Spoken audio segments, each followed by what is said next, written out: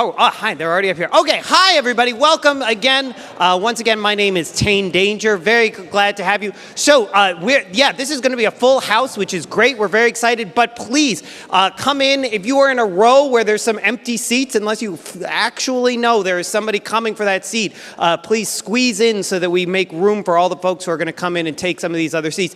And actually, you know what? I'm going to make this executive decision at this point. At this point, you could come and fill these quote unquote VIP seats up in front, because we would rather have you come and fill these than leave them open for Elijah. So come on down, fill all of the seats up in front if you want. So come on down, you folks coming in right now. All right. With that, welcome everybody. Very glad to have you all back. This is our session with Minneapolis Mayor Jacob Frey, and sitting down with Nick Halter of Axios. You all are coming in. This is great. We are very grateful. You heard Tanner do a long lineup of all of the sponsors who helped make this possible. All of our MinnPost members, thank you all very much. MinnPost members, very excited. Yeah, that's a good round of applause line. That's good. Applaud for members. Yeah, that's good. And if you're not a member and you were very inspired by our last session, you're inspired by this session, a reminder that if you use the QR code on the back of your name tag, you get the schedule for the day, but also very importantly, you can make a donation to MinnPost, which makes you a member, which is great. We are going to be taking questions as part of this session.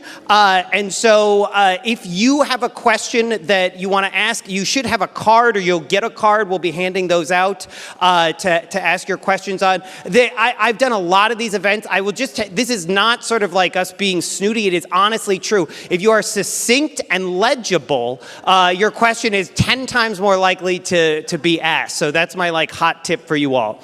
Okay, so with that, I'm going to turn the stage over to our guests. So Jacob Frey was first elected mayor of Minneapolis in 2017. Prior to that, he served on the Minneapolis City Council and was a community organizer and attorney. Moderating this session is one of my favorite reporters in Minnesota, who's not a part of MinnPost. I don't know, I just had to say that. He is either way. Mr. Nick Halter from Axios, who is amazing, and this is going to be a phenomenal conversation. So please, a big round of applause. Nick Halter and Jacob Frey.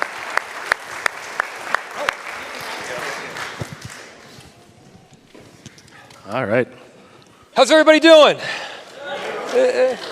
Happy Saturday. Yeah, great Saturday. Downtown has been happening. I was out this week and big crowds are back. I feel like you see the hotel numbers, you see some of the visitor numbers, some of the cell phone data that shows people are back in downtown in a lot of ways. But it is mostly visitors. That's the big rebound so far. We're not seeing the full rebound for workers coming back. And that kind of leads me to one of my first questions, which is, I think we know, you and I both know, that we don't need as much office space as we have down here. We're never going to see the same amount of workers back, at least not for a long time. So what is your administration doing to kind of speed up this idea of turning some of these office buildings into apartments? Well, first I'm going to start with the things that are going really well, and then I will also be honest about the areas that need significant improvement. You're right, we are seeing record numbers of visitors come downtown. Last year, we saw a 45% increase in the number of people that were coming downtown to go to a ball game or go watch a concert, go to the theaters. And that actually put us at #1 in terms of the rebound in the entire country of any major city out there. And so, yes, that's a good thing. And so entertainment is back in full force. The hotel occupancy reflects that. And at the same time, you're right, Nick, we do not see the same numbers that we saw pre-COVID. And a whole lot of this remote work concept, it was probably inevitable. People were going to figure out that Zoom and Teams was a thing. But it got expedited about 5 to 8 years by COVID-19. And so cities around the country are having to react a whole lot faster. One of the ways that we're hoping to make this transition is through making formerly office space that is now vacant residential space. And we know that a whole lot of people want to live downtown. I imagine that a whole lot of people in this audience right now live right downtown or right nearby it. In fact, I can see several of you that are my neighbors. And that trend continues, whether you're young professionals or whether you're senior. People want to live downtown largely for the very same reasons. And so we're trying to convert as many of these buildings as we possibly can. Now, notably, it's not easy to convert every building. The glass, sleek skyscrapers just don't work well for the transition. It's not so simple as changing a floor plate from a whole bunch of toilets in one room, your traditional office bathroom, to a toilet in every room. That's not that simple. It's not that simple to change around the electric or where the elevator is located. It's not that simple in a glass skyscraper to create a scenario where you can actually open a window, which most people like to have when they're living in a space, get some fresh air. Now, where it does work well is some of these older, often pre-World War II buildings. Those buildings, you can open the window. Those buildings, the floor plate can be transitioned to units both market rate and affordable. And so the city is doubling down on making sure that those units are transitioned. One, through, yes, we offer subsidy. But two, we just passed an ordinance that Nick knows very well that streamlines the process, eliminates bureaucratic red tape to allow owners and developers that are looking to make this shift do it faster and easier. It gets rid of, and actually, that does deserve a round of applause back there, because this is, it's a somewhat nerdy proposal, but it's one that actually makes a ton of sense. It's not one that gets a ton of people excited, but it works. You make it so that the developer or the owner does not have to go through the normal political process. They get a site approval from staff, and then they also don't have to presently go by the inclusionary zoning requirements. So we're making this as efficient as possible to get people to make this jump. But the struggle here, and I think about this all the time because those are all challenges, but if you kind of zoom out a bit right now, with interest rates where they are, construction costs where they are, it is really expensive to do this. I've talked to developers who say it's as much as double the cost of new construction to turn an old building into apartments. You could just build a new apartment building for half the cost. It's worth questioning how many of these buildings are worth preserving. Perhaps we need to have a talk about tearing some of them down. Calgary is incentivizing that type of a thing. But do we need more city and maybe even state subsidies to really make this happen? Because aside from a couple of projects, nothing's happening right now because of this macro environment right now. Yeah, so basically what needs to happen is the value that an owner is able to get from the space, the return on their investment, has to decrease enough doing commercial that they decide, okay, we're going to shift to residential. And once the value, the rents that they're able to get drops to a certain point, then they say, okay, yes, we will do residential right now. And so in some cities that have bottomed out much more than Minneapolis, you actually see the transition taking place faster. And so there is actually some value in getting through that ring of fire to what's next. And so to answer your two questions, one, you're right, not every building is going to be able to transition. Not every building will continue to have enough office space in it to make it work. And in some cases, we should be thinking about what's next for how downtown is used, and that may be creating a one-block park rather than having a building that is vacant. That may be. We shouldn't be afraid of that. It will have an impact on the tax base. Yes, we are going to have to shift how we're collecting taxes as a whole, but yes, that is a possibility. And yes, we're going to need additional subsidy too, because some buildings are ripe for that transition. Sometimes, if you just increase the rate of return in some of these historic tax credits that you get from the state, we're hoping to get this bill passed next session. It was going to be passed last session, but for a whole kerfuffle. And so I'm confident there will be the additional subsidy that will incentivize owners and developers to make that transition. And like I said, there's a really bright future on the other side. I mean, what we are hoping to get in the core of downtown is what we already have in other neighborhoods, which is a diversity of use. When I took office as the council member for North Loop and the East Side, one of the things that I said was, we want all the uses in one place, all of them. not just residential over here and commercial over there and light industrial over there and entertainment over here. We said all of it in one place. And if you check out what's happened in North Loop because of that, there's a constant inflow and outflow of people through the space. People watching is extraordinary. And you can walk down the streets and you've got tastes and smells and sounds and people and excitement like a great city all on one block. We shouldn't be afraid of leaning into that in the core of downtown that has traditionally just been coming to work at 8 a.m. and leave at 5 p.m. That's going to change, and that's what we're looking to do in the core of the city. Downtown's success over the past, let's call it the decade leading up to the pandemic, it really was beneficial to homeowners in this city.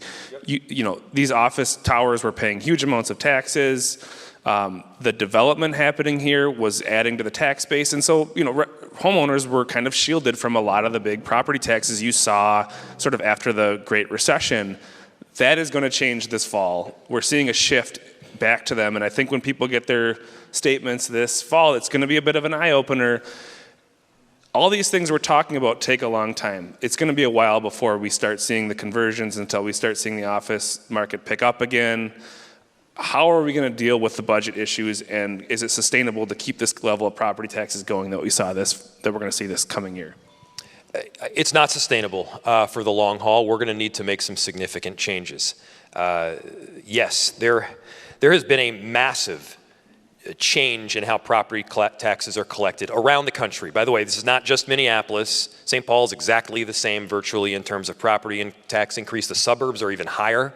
There is a change because if you take just a couple of these buildings, a few of these buildings downtown, they previously generated about as much property tax revenue as some other wards in their entirety. Just a couple buildings, a few buildings, more tax revenue than other wards in their entirety. And so when that building sells for 40 cents on the dollar because occupancy has dropped because people are working remotely, the tax revenue still needs to get collected. The people that are paying for it, it just shifts. And the people who pay for it is homeowners, is renters. By the way, anybody who tells you that renters don't pay property taxes, they're lying. They do, through the rent. And so what we are needing to look at now is, one, we got to find efficiencies in the city. There is not free money out there. I don't care what any council member tells you. There is no free money out there. And we have to be smart and wise with what we're doing with our tax dollars. And we've got to find a mechanism to collecting taxes that aren't totally regressive. Property taxes disproportionately impact low-income people and seniors. They disproportionately impact low-income people and seniors. There are many different collection nodes at the state, including, by the way, local government aid that we haven't gotten since the Pawlenty administration, at least in significant form. And so we are going to be going to the state this year to see, okay, what are the additional sources that we can access? Because to your point, no, I don't think that this is sustainable. And there are years, by the way, where we've had a, say, 6, 7, 8% property tax increase, yet your average homeowner paid $40 less that year. You know why that is? Because we were adding so much to the tax base. There was, say, a property that was a surface parking lot previously, and it generated $30,000 of property taxes a year. And then we put a 20-story, 30-story building on it, and it generated $2.5 million worth of property taxes per year. By realizing that additional gain in value, people paid less. It helped all of us. Now we're having kind of the reverse, where the devaluation is putting more of a burden on taxpayers. It's very real. We got to be serious about it. And we're gonna find where to find efficiencies through vacancies at the city, and we're also going to be looking at what other forms of revenue we're going to be able to get. Switching topics a bit, I had a question for you about crime and public safety, and I was going to ask you specifically about 5th and Hennepin, because it has been the last couple weekends, 2 violent incidents happened there with deaths. You told me one of the tactics you're using before we got out here is bubbles. Can you explain what you're talking about? Yeah, so I literally just heard this on my way over here, and so this is not like a well-scripted proposal by any stretch. Let me first touch on some of the murders and the homicides and the crime trends generally, and specifically downtown. So prior to a couple weeks ago, things were actually going significantly better. We had seen major drops in crime. We had a late night downtown safety plan that has been functioning extraordinarily well. We've been getting guns off the street in record numbers, which is both wonderful and a great testament to the job that our police officers are doing. But also, the fact that you're getting record guns off the street means that there are record numbers of guns out on the street. And so we are having to, yes, act as quickly as possible and as strategically as possible. These last couple weeks were bad. And so we've been trying a number of different tactics. One of them that I literally just heard on my way over here was a great tool to de-escalate is bubbles, literally bubbles. And I haven't seen this yet, and so I was going to get a video of how they do it tonight, but apparently if you got a whole bunch of people that are looking to cause trouble, if you put bubbles out there, it's really hard to look tough when you got bubbles floating around. We're talking about like a kid's birthday party bubble machine. But you're thinking I'm joking. I'm actually not. It's a bubble machine. And the people that are looking to cause trouble decide, I can't look tough and be around these bubbles. And so they disperse. It de-escalates the situation. And the people that aren't looking to cause trouble love bubbles. And so again, this is a little premature because this is very premature. This is a special for Nick here and for MinnPost and for all of you. But obviously I thought it was a pretty innovative deal. I did hear Chief O'Hara talking on public radio yesterday about 5th and Hennepin. And it's interesting because he said a lot of the same things I have been hearing for 10, 15 years, which is youth beefing take their fight to downtown. And they keep taking it to that corner. And I can't understand why we can't get our hands around why that's happening and how to stop it. And I don't know if this is just a city issue. It's beyond that. But yeah, well, it is beyond that. First off, you used the right term, kids. We are seeing, this is over the last 5 to 6 years, a major change in who is getting into fights and who is shooting off guns and who is doing the carjackings. We used to be talking about 18, 19, 20, 23, et cetera. Now we're talking about 13, 14, 15-year-olds. I would have been scared to drive a car at that age, at all. And the fact that they have been involved in doing the carjackings is extraordinarily concerning. The fact that they've been involved in some of these fights you mentioned at 4th and Hennepin, and we could tell you exactly how it occurs because we've seen it through intelligence. There'll be a beef or a fight between somebody that starts oftentimes online. Sometimes it's about a girl. And they'll get in an argument, and it leads to, I'll see you at 11 p.m. at 5th and Hennepin, for example. Yeah. And the interesting thing I've heard is that one of the reasons they go down there is because they know there's a lot of police down there who will potentially break up a fight, which is sort of a weird counterintuitive thing about this. They don't want it to escalate to that level, but then it does happen. Yeah, look, fighting is one thing with fisticuffs. Fighting is another thing when you've got a metal object that you can pull the trigger shoots out a bullet and pierces somebody's skin and potentially kills them. It is a whole different level. Now, it's a different level again when that metal object allows you to spray bullets illegally through some form of switch. We did not used to have that kind of automatic weapons on our street. And so I used to, by way of example, I used to ask, how many shots fired? I used to ask, how many bullets did our system track and how many casings did we find? So I would ask the chief about that afterwards. I don't even ask that question because my main concern is how many people got hit. There's a spray of bullets at times, and it is because we have a stupid, crazy, dumb, ridiculous number of guns in our country right now. And we have a stupid, crazy, dumb, ridiculous number of guns that come into our city. By the trunkload. And when for some kids where it's easier to get a gun than get fresh produce in their neighborhoods, that tells you that there is a problem in society and a problem that we all need to change. Just a real quick announcement. If we are taking questions here at the end, and if you have cards, they'll come around and get it. If you need a card, hold your hand up too. Yeah, they'll hand them out. So yeah, go ahead and I see people with their hands up already, so that's good. And I do a time check here too. Okay. I'll ask one more, then we can do some audience questions. I think one of the other big questions I had was one of the storefront working group was the ideas of opening Nicolet Mall, closing it off for buses, but open containers potentially. But then I read the Metro Transit saying it would take them 2 more years to get to that point where they can take the buses off. Can we speed this up? If this is a solution, can we move faster? Let's take a poll. Who wants us to speed this up? So I think we could have a pedestrian Nicolet Mall.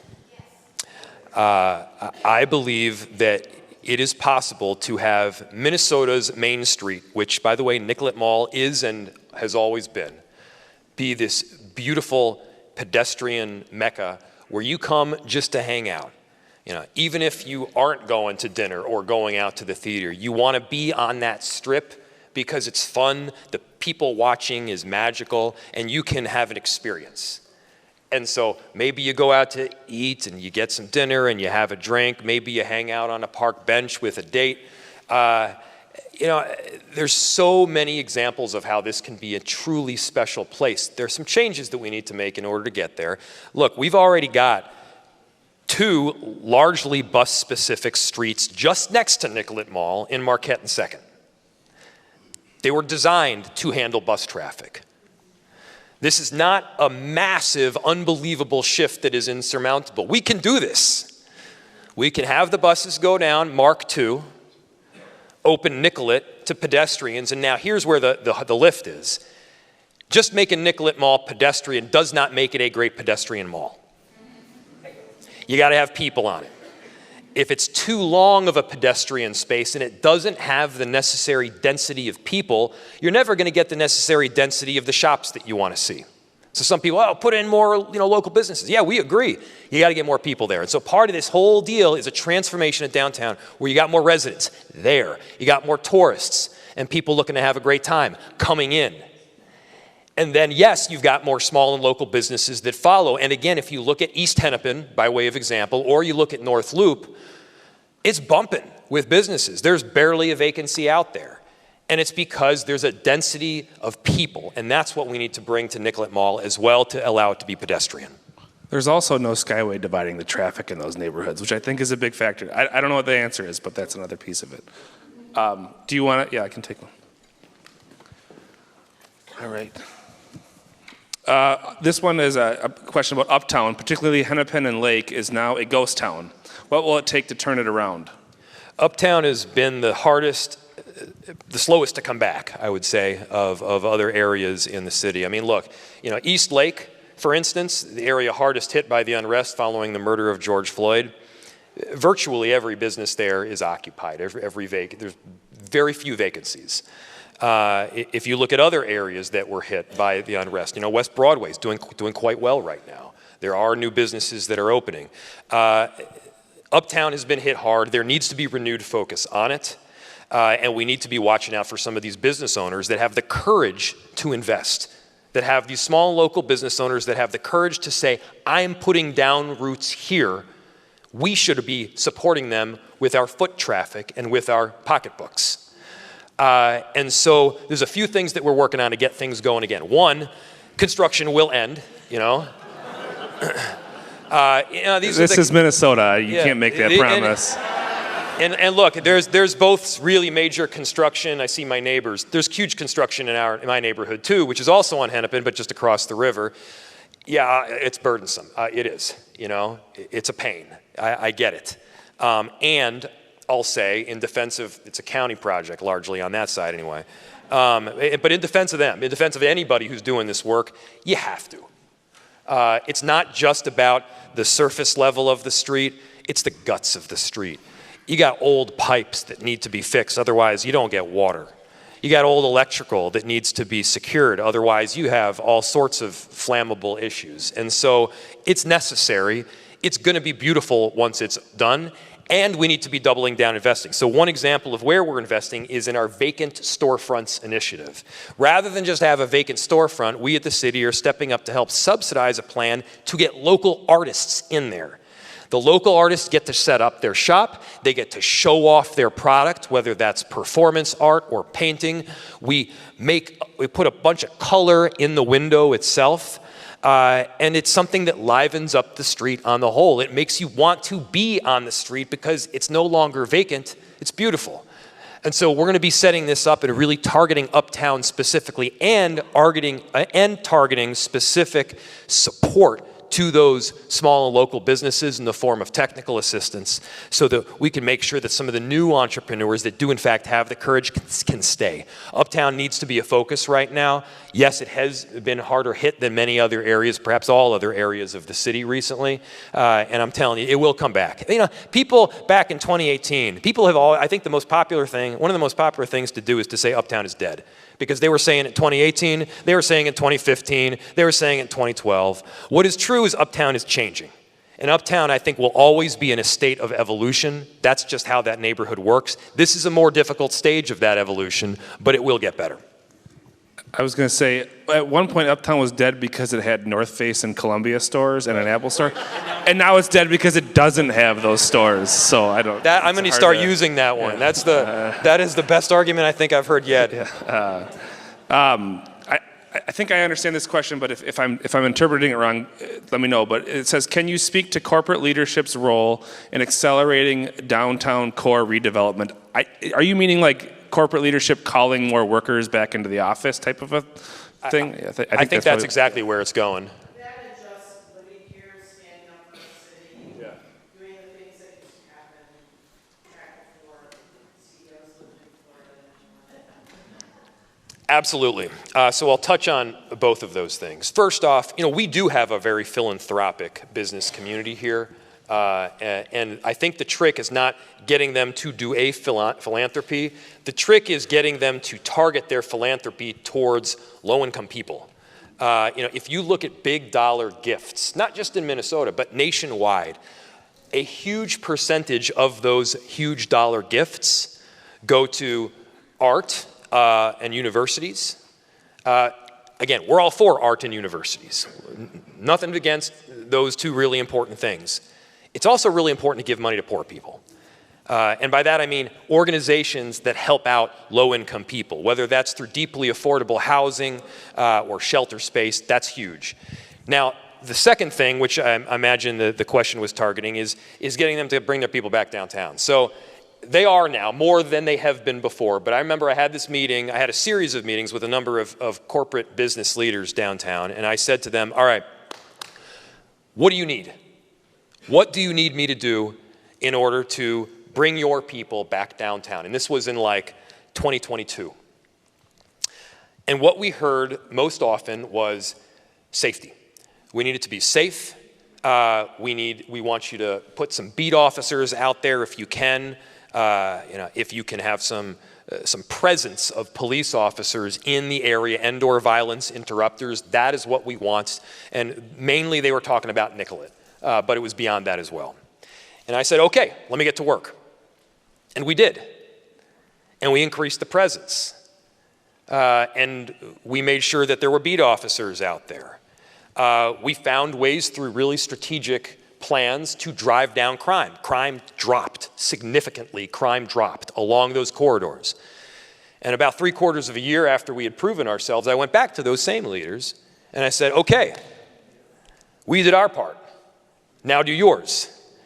And what I heard most often, and I won't name names or businesses or anything, but what I heard most often was, yeah, but here's the thing. Safety was an issue and is an issue. But the main issue is that we have too many employees that don't want to come back. Yeah. Now what we're finding is that both business owners and employees are recognizing the value of doing this in-person work. It was about a couple years ago. So in my office, we come in 5 days a week. Now, we're extremely flexible. If anybody needs to leave for basically any reason, I don't think I've ever said no. But we come in the office 5 days a week. And it was a few years ago that somebody said to me, Mayor, you're behind the times. The new thing is that we all work from home. And I said, no, you're behind the times. In 10 years, in 15 years, somebody is going to have this great idea where office culture improves if people have the ability to look each other in the eye and have a conversation. You're more likely to get promoted if when a difficult situation or a crisis hits, your boss sees you and you're there and you're willing to step up to do the difficult thing. And so I think the office culture that we've got collectively is great. Maybe the employees would disagree with me, but we got a great team and they love each other. And I think more and more of these corporate leaders also need to be making that jump. By the way, many of them are. They are seeing that. There is a consistent trend upward. Right now, we're about 70% coming in some form. 70%. That's up from 50 and 60%. I think that we're going to get back up to somewhere around 80 to 85%. But we're not going to get back to 100%. I'm going to be honest. I'm in the reality business as mayor. And the reality is we're not going to get back to 100. There's going to be a chunk of that space that just needs to change. And we're going to change with it. But the struggle is, I think, if you're a Skyway business and you only have, even the numbers you're quoting are some people who come in Tuesdays, Wednesdays, Thursdays are probably the days that those people come in. They're not coming in on Fridays. They might come in on Mondays. How do you run a Skyway lunch shop when you have 3 days of business? How do you pay those taxes? How do you pay the rent when you're really, down to 3 days? Ideally, you'd have residents who came down for dinner and you'd be like more of a real 24/7, but we're so far from that. And I don't know how you hang on that level. Well, you're not wrong. So Tuesdays, Wednesdays, and Thursdays, we're seeing downtown pretty well bumping. The line at the salad place is out the door to get in the Chinese food place. They're doing quite well. But to your point, yes, I'll acknowledge it. Mondays and Fridays are slow. And there's going to be a shift as to, and I mean, we've already seen it. It's already taken place. Not all of the Skyway locations that we had pre-COVID are still there. That is a reality. I know it. Some of that space is going to need to get shifted. And so one of the things that we're looking at doing is just something different than what people are used to. And again, it's not going to be the cities that are clinging white-knuckled to what once was that are ultimately successful. It's going to be the ones that are making the shift that do great things. I'll tell you what I want to see, and this is very selfish. Right now, over the winter, I am really embarrassed that when it's super cold and I'm looking for something fun to do with Frida, we drive to Edina, to an indoor playground that they have. Edinburgh. Every So every parent of a little kid knows that this place exists. I would love to see one in downtown Minneapolis. Look, it's a fabulous playground. I'll give them some credit. They've got this whole tree fort thing. I think I'm having more fun in it than my kid. I'm like forcing her up just so I can go up it myself.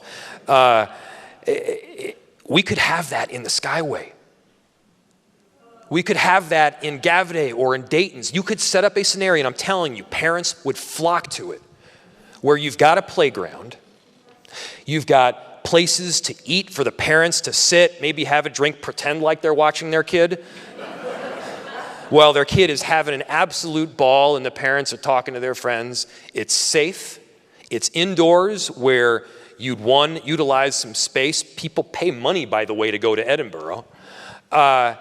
And it works. It works. And so there is some areas where we are right now looking to target an indoor playground. And I'm telling you, well, look, you'll see me there. You'll see Frida there for sure. I'm telling you, you'll see a ton of other parents there as well. The bonus of this is if you have little kids, they love taking the bus. So if you took them to the bus up to downtown, it'd be a double whammy. So I know parking's going to be the big question, but the bus should be pushed. Well, and there will be parking. I mean, most of the time you're doing these, sometimes this stuff happens on the weekend.